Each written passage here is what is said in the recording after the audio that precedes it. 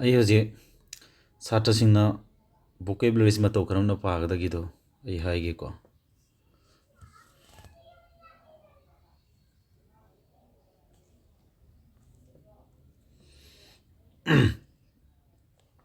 ꯚꯣꯀꯦꯕꯨꯂꯔꯤꯁꯦ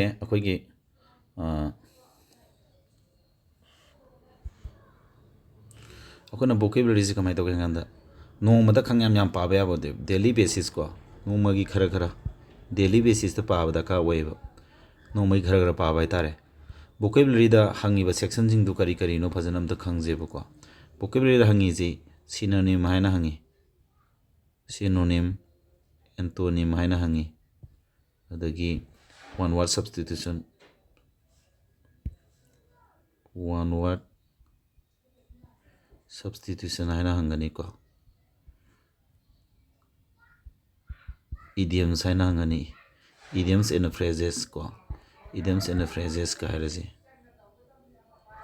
ꯑꯗꯒꯤ spelling check, ꯁ꯭ꯄꯦꯂꯤꯡꯁꯤ ꯆꯨꯝꯃꯤ ꯂꯥꯜꯂꯤ check ꯇꯧꯕꯗꯣ ꯁꯤ ꯍꯪꯒꯅꯤ꯫ ꯚꯣꯀꯦꯕꯨꯂꯔꯤꯗ ꯁꯤꯒꯤ ꯁꯦꯛꯁꯟꯁꯤꯡꯁꯤ ꯌꯥꯎꯋꯦꯕꯀꯣ꯫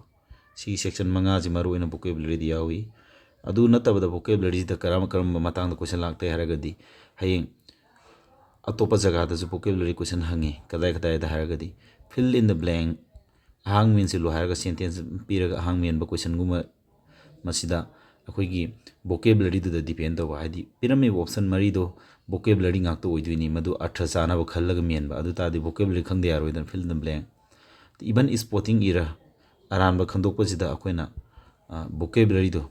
ꯆꯥꯅꯕ ꯋꯥꯔꯗ ꯌꯨꯁ ꯇꯧꯗꯕ ꯑꯗꯨꯗꯒꯤ ꯂꯥꯟꯕꯁꯨ ꯌꯥꯎꯋꯦ, ꯑꯗꯨꯅ ꯑꯗꯨꯝ ꯚꯣꯀꯦꯕꯨꯂꯔꯤ ꯕꯦꯁ ꯇꯧꯔꯤꯅꯤ ꯃꯗꯨꯀꯣ꯫ ꯚꯣꯀꯦꯕꯨꯂꯔꯤ ꯅꯣꯂꯦꯖꯇꯤ ꯀꯌꯥꯝ ꯆꯪꯒꯦ ꯍꯥꯏꯁꯤ ꯌꯦꯡꯉꯣꯕꯀꯣ꯫ ꯑꯗꯒꯤ ꯍꯌꯦꯡ ꯁꯦꯟꯇꯦꯟꯁ ꯏꯝꯄ꯭ꯔꯨꯞꯃꯦꯟ ꯑꯣꯏꯒꯦꯔꯥ ꯀꯣ, ꯁꯦꯟꯇꯦꯟꯁ ꯏꯝꯄ꯭ꯔꯨꯞꯃꯦꯟ ꯍꯥꯏꯗꯤ ꯃꯈꯣꯏꯅ ꯑꯟꯗꯔꯂꯥꯏꯟ ꯇꯧꯕ ꯖꯒꯥ ꯑꯃ ꯃꯗꯨ ꯍꯦꯟꯅ ꯏꯝꯄ꯭ꯔꯨꯞ ꯇꯧ ꯌꯥꯕ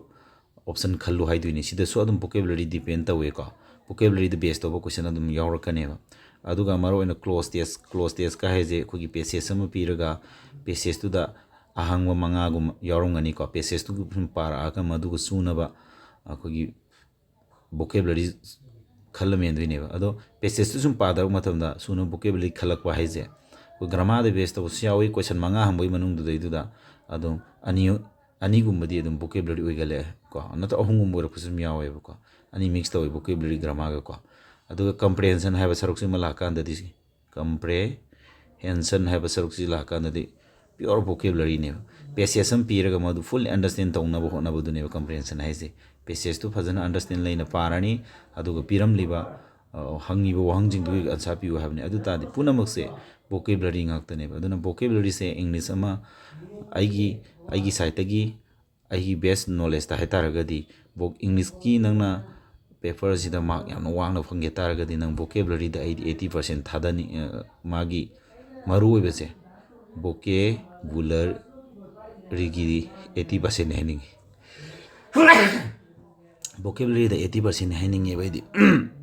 ꯑꯗꯨꯒ ꯒ꯭ꯔꯥꯃꯥꯔ ꯁꯦꯛꯁꯟꯁꯦ ꯁꯤꯅ 20%ꯅꯤ ꯍꯥꯏꯅꯤꯡꯉꯦꯕ ꯑꯩꯒꯤ ꯁꯥꯏꯠꯇꯒꯤꯗꯤꯀꯣ꯫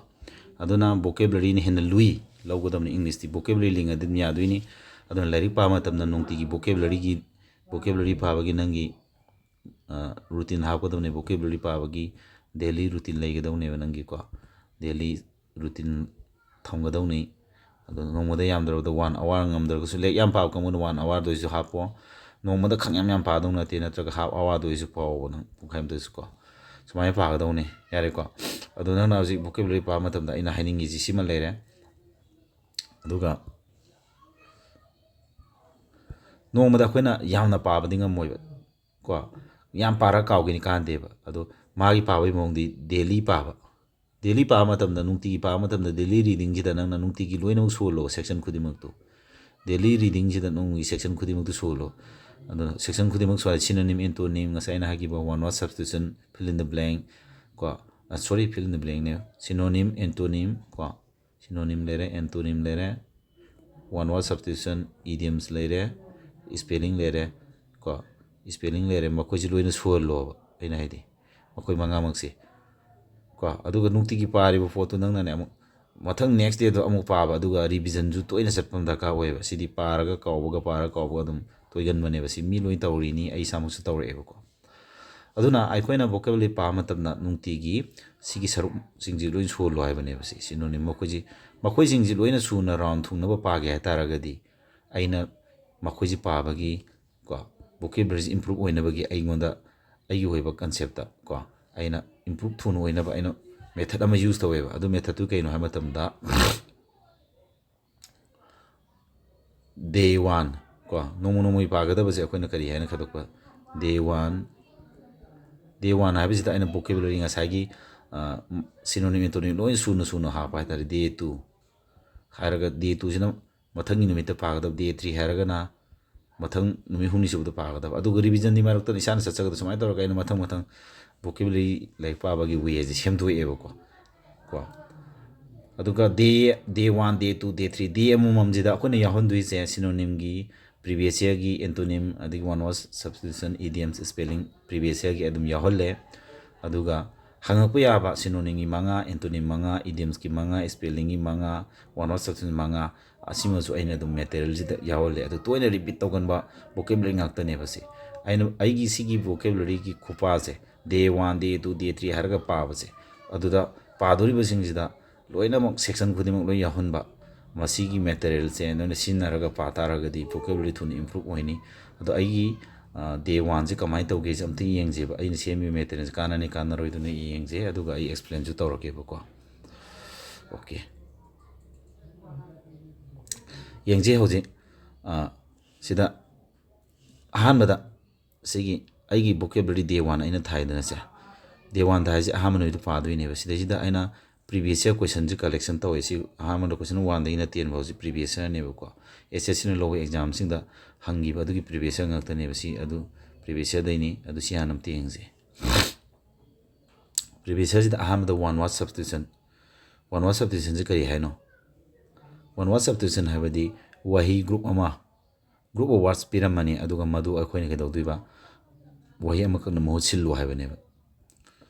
previous year gini ngasi ko one who does a thing for pleasure and not a profession kanagumma mana karigumba ama tawba matam madu pleasure phangnaba tawba not a profession simpham nine tawba nataba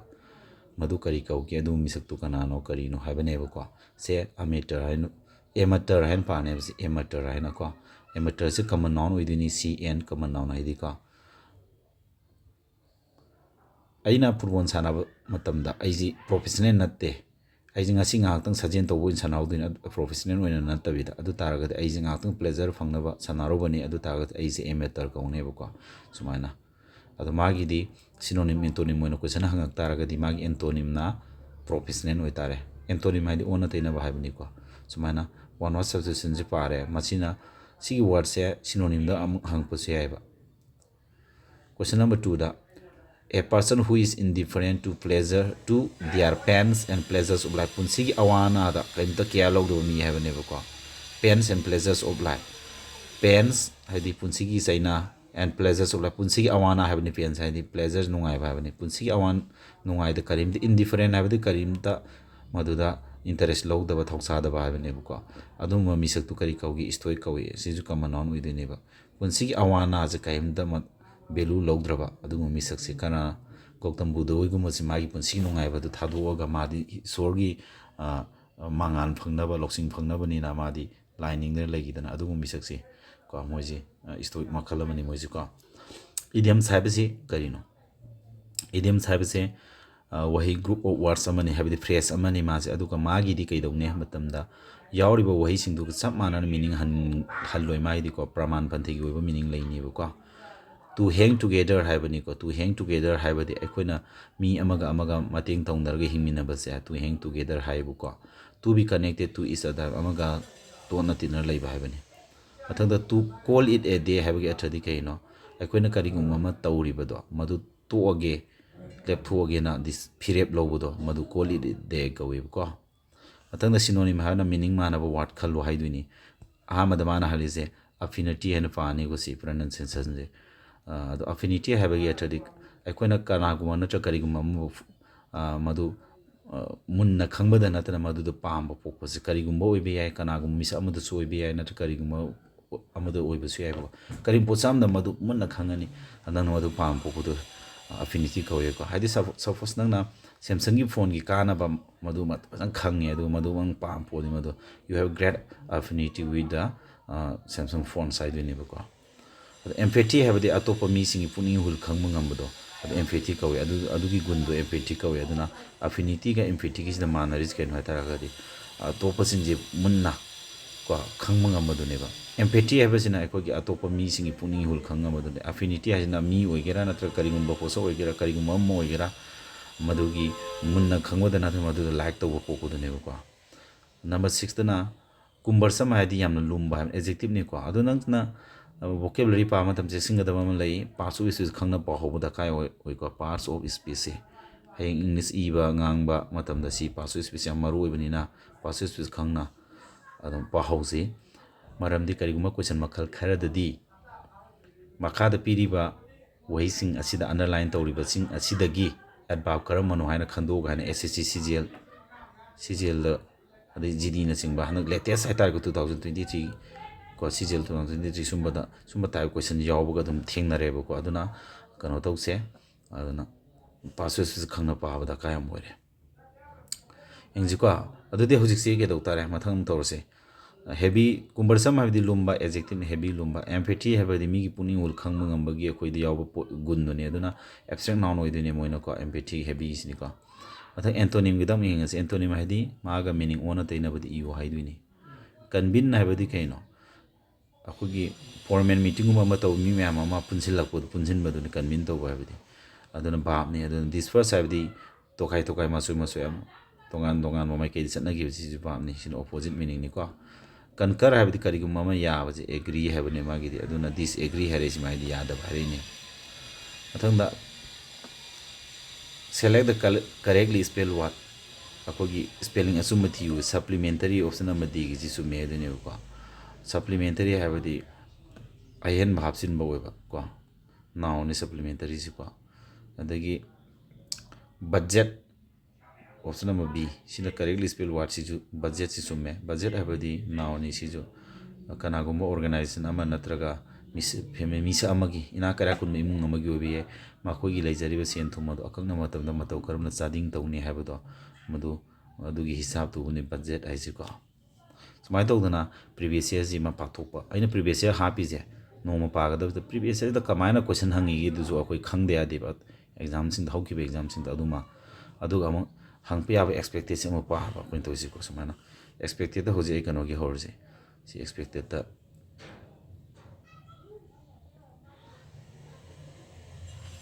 expected da kano gi ma horje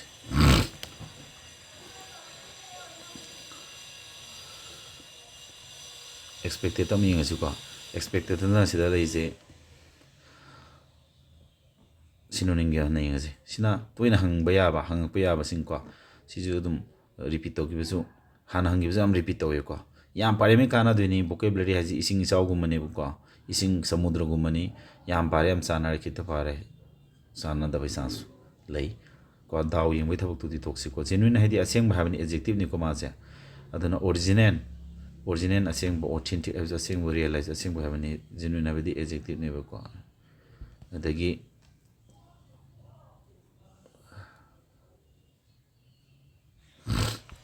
laconic adi wahi khartang usina ba habani adjective ni siju ko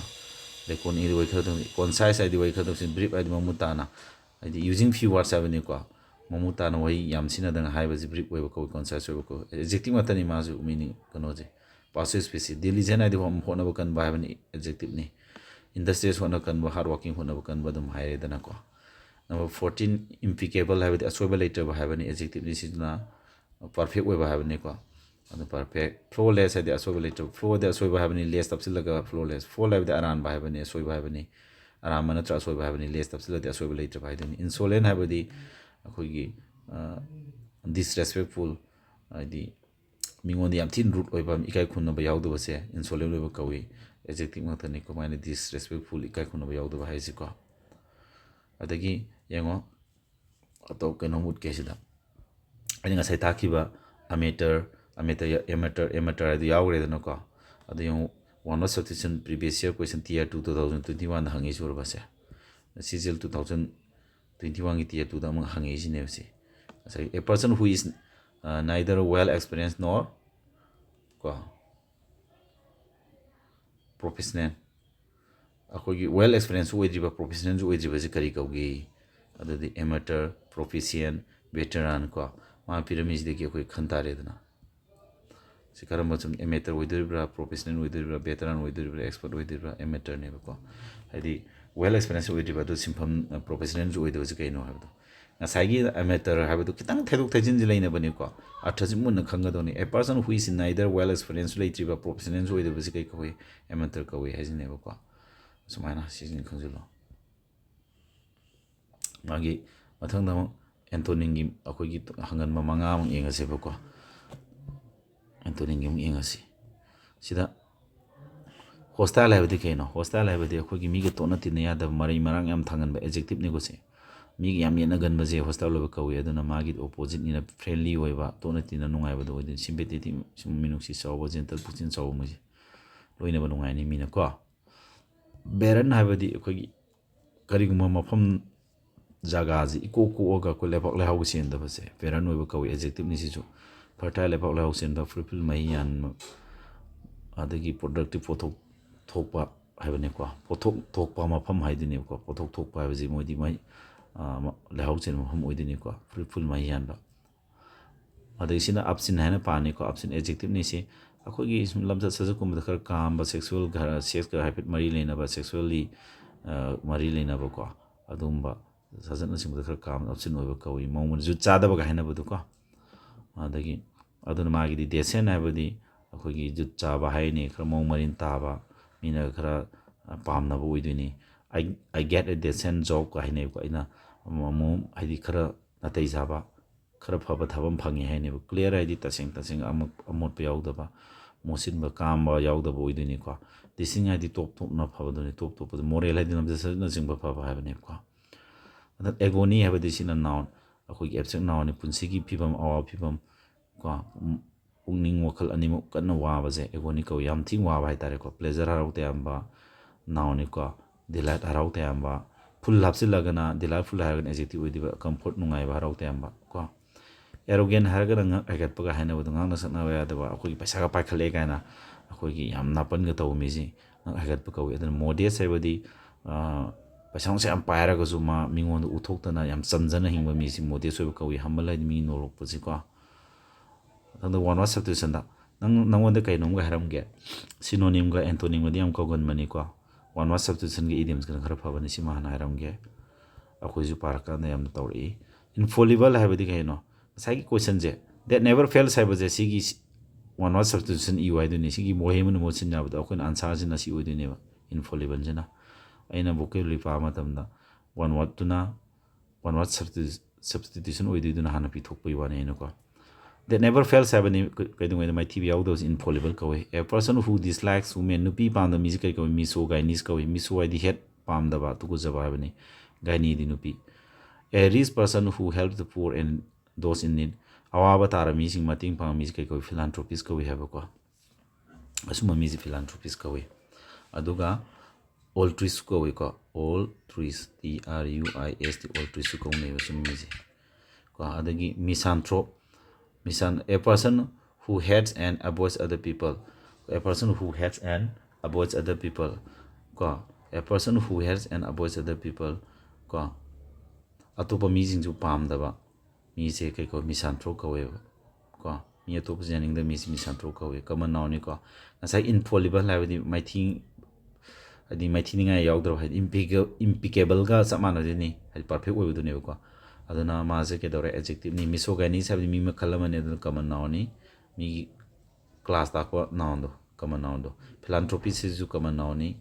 cn hai je misanthrope ha di atopa mi pa da mi je common noun ni epitaph ha di noun action number ming tha di abstract noun ni kari action ming nuang tha is an inscription on a tombstone written in the memory of the this is a sigiba legidaba mido adugi ningsingmo oina akogi mungphong yumbi da hakpo khotpo toraga thabado mi maming thadar ma sok tagi sukpo hingami gaina thabado madu ipitaw ko hebani idioms tana a rare letter they have idioms se sigi meaning bi haramgani ko adodi an important day yamaru numit ama oblique pirisina animak simunung ansawi be haino a very special day ꯌꯥꯝꯅ special ꯑꯣꯏꯕ ꯅꯨꯃꯤꯠ ꯑꯃ ꯍꯥꯏꯅꯦꯕ ꯍꯧꯖꯤꯛꯀꯥꯟꯗꯤ ꯀꯣꯏꯁꯟ design ꯑꯃꯁꯨ ꯂꯩꯔꯦꯀꯣ ꯃꯈꯣꯏꯅꯅꯦ ꯏꯗꯤꯌꯝꯁꯀꯤ ꯃꯤꯅꯤꯡ ꯍꯪꯕ ꯅꯠꯇꯕ ꯃꯤꯅꯤꯡ ꯄꯤꯊꯣꯛꯑꯒ ꯃꯁꯤꯒꯤ ꯆꯥꯅꯕ ꯏꯗꯤꯌꯝꯁ ꯍꯪꯕꯁꯨ ꯑꯗꯨꯝ ꯌꯥꯎꯔꯦ ꯍꯧꯖꯤꯛꯀꯥꯟꯗꯤꯀꯣ ꯕꯥꯏ ꯐꯤꯠꯁ ꯑꯦꯟ ꯁ꯭ꯇꯥꯔꯁ ꯀꯔꯤꯒꯨꯝꯕ ꯇꯧꯕ ꯃꯇꯝꯗ ꯌꯥꯝ ꯆꯥꯡ ꯅꯥꯏꯗꯅ ꯇꯧꯕꯁꯦ ꯕꯥꯏ ꯐꯤꯠꯁ ꯑꯦꯟ ꯁ꯭ꯇꯥꯔꯁ ꯀꯧꯏ ꯏꯔꯤꯒꯨꯂꯔꯂꯤ ꯍꯥꯏꯇꯥꯔꯦꯀꯣ ꯇꯧꯕ ꯃꯇꯝꯗ ꯆꯥꯡ ꯅꯥꯏꯗꯅ ꯇꯧꯕꯁꯦ ꯑꯟꯁꯇꯤꯗꯤ ꯏꯔꯤꯒꯨꯂꯔꯂꯤ ꯐꯦꯁ ꯗ ꯃ꯭ꯌꯨꯖꯤꯛꯗꯤ ꯏꯗꯤꯌꯝꯁꯤꯁꯨ ꯄꯥꯁ ꯑꯣꯐ ꯁ꯭ꯄꯤꯆ ꯑꯣꯏꯅ ꯌꯨꯁ ꯇꯧꯕꯅꯦꯀꯣ ꯃꯁꯤ ꯃꯨꯟꯅ ꯈꯪꯖꯤꯜꯂꯣ ꯐꯦꯁ ꯗ ꯃ꯭ꯌꯨꯖꯤꯛ ꯍꯥꯏꯁꯤ ꯕꯥꯞ ꯑꯣꯏꯅ ꯁꯤꯖꯤꯟꯅꯗꯣꯏꯅꯤ ꯕꯥꯏ ꯐꯤꯠꯁ ꯑꯦꯟ ꯁ꯭ꯇꯥꯔꯠ ꯍꯥꯏꯁꯤ ꯀꯔꯤꯒꯨꯝꯕ ꯇꯧꯕ ꯃꯇꯝꯗ ꯆꯥꯡ ꯅꯥꯏꯗꯅ ꯇꯧꯕ ꯍꯥꯏꯕꯁꯤꯅ ꯊꯕꯛ ꯇꯧꯕꯒꯤ ꯃꯑꯣꯡ ꯇꯥꯛꯄꯁꯦ ꯑꯦꯗꯚꯥꯔꯕ ꯑꯣꯐ ꯃꯦꯅꯔ ꯀꯧꯗꯣꯏꯅꯤ ꯑꯦꯔꯦꯜ ꯂꯦꯇꯔ ꯗꯦ ꯌꯥꯝ ꯃꯔꯨꯑꯣꯏꯕ ꯅꯨꯃꯤꯠ ꯑꯃ ꯑꯁꯤꯅ ꯅꯥꯎꯟ ꯑꯣꯏꯅ ꯌꯨꯁ ꯇꯧꯗꯣꯏꯅꯤ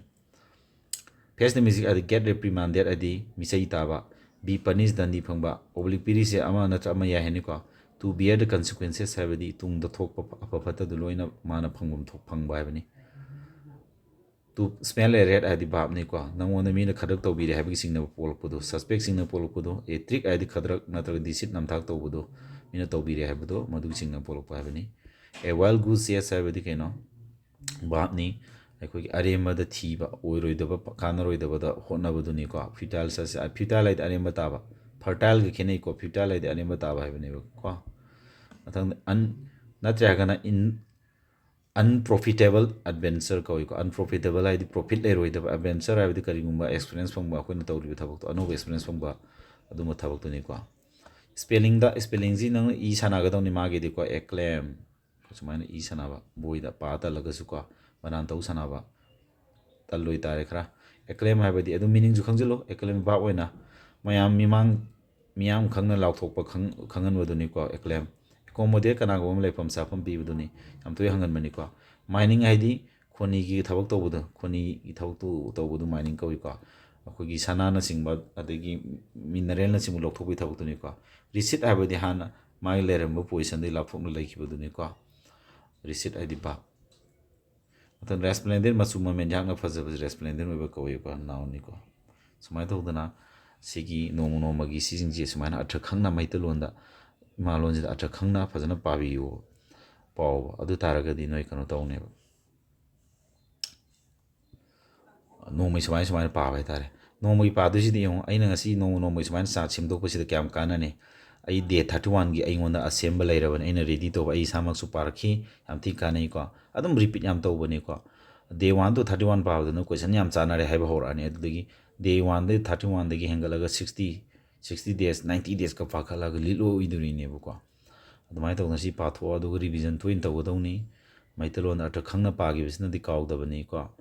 ꯑꯗꯨꯃꯥꯏꯅ ꯇꯧꯔꯒ ꯄꯥꯔꯣ